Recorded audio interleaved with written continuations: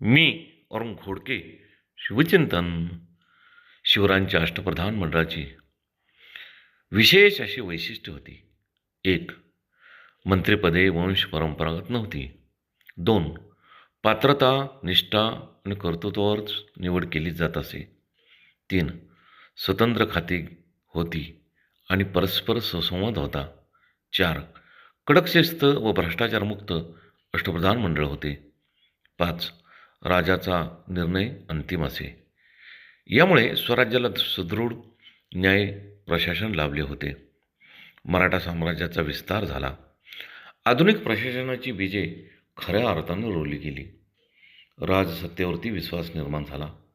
स्वराज्य हा केवळ भूभाग नसून तो एक सुशासनाचा विचार होता. ही संकल्पना अधिक दृढ झाली. अष्टप्रधान व पेशवा म्हणजेच प्रधानमंत्री हा संपूर्ण प्रशासनाचा प्रमुख होता.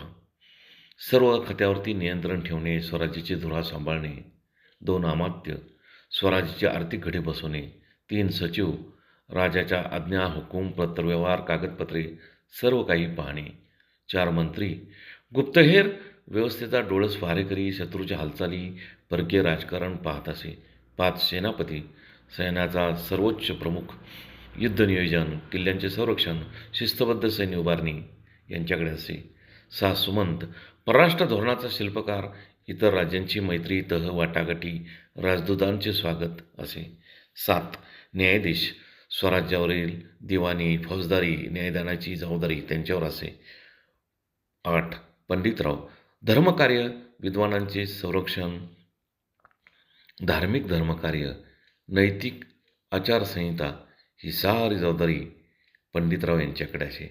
असे सुंदर अष्टप्रधान शिवछत्रपतींचे होते. बहुत काय बोलणे. राम कृष्ण हरी.